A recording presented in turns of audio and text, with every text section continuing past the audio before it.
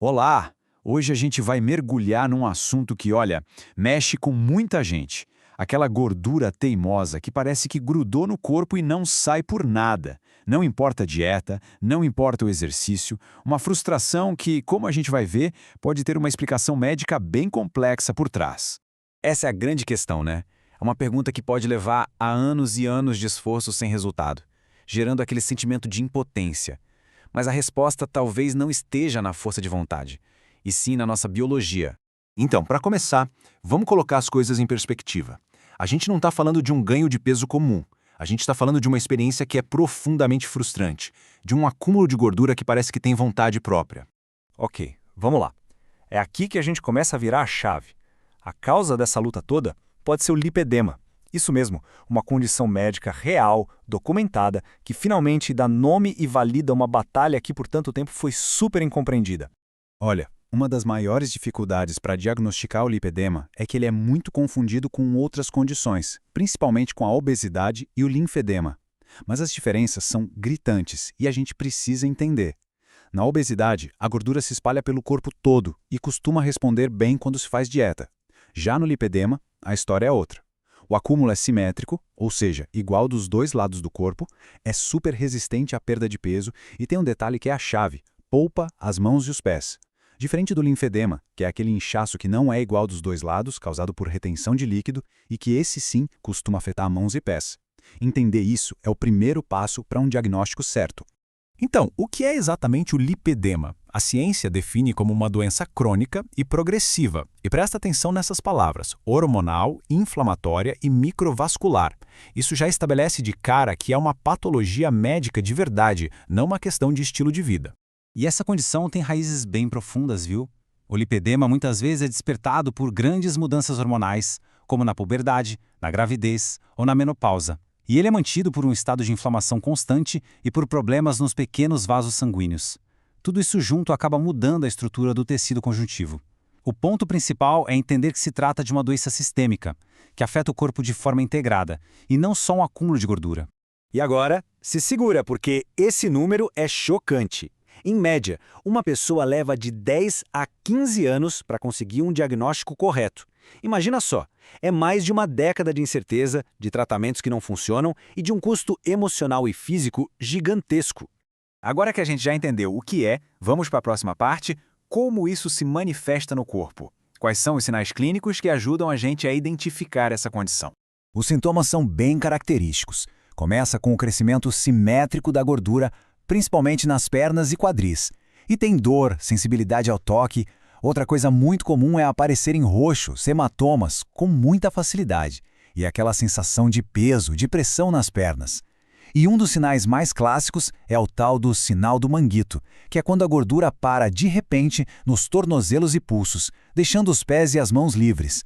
É muito importante saber que o lipedema é progressivo, e a medicina o classifica em 4 estágios. No estágio 1, a pele ainda é lisa, mas já se sentem os nódulos por baixo.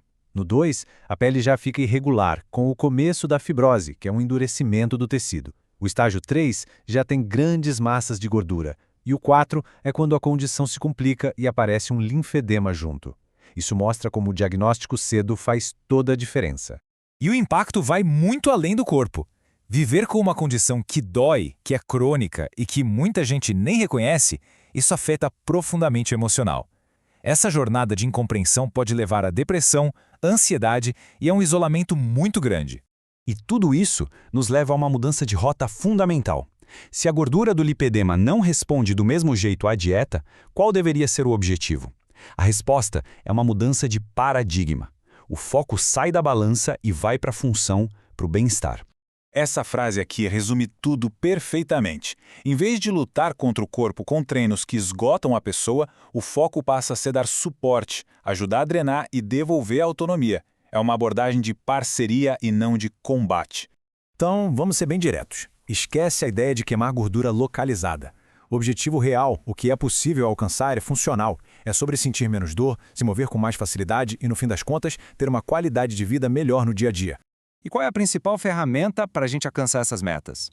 É aqui que a gente avança e vê como o movimento, e especificamente o treinamento de força, pode funcionar como um poderoso remédio. Aqui, o treino de força ganha um novo significado. Ele deixa de ser só uma ferramenta para estética e vira uma intervenção terapêutica. O propósito é totalmente funcional. Dar suporte para a estrutura do corpo, ajudar na drenagem dos líquidos e devolver o poder para esse corpo. E como isso funciona na prática?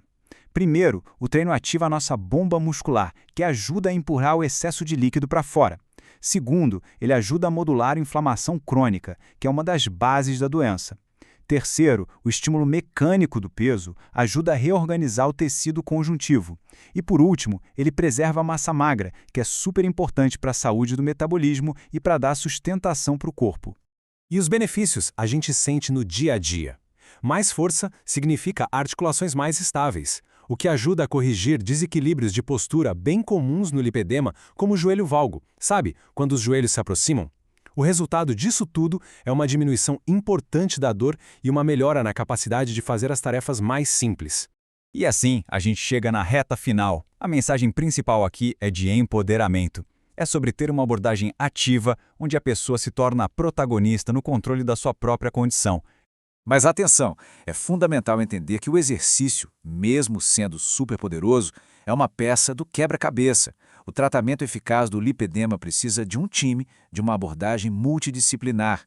Isso quer dizer juntar o treino de força com apoio psicológico, com terapia de compressão para ajudar no inchaço e, claro, com uma boa educação sobre o próprio corpo. E para fechar, eu deixo essa reflexão.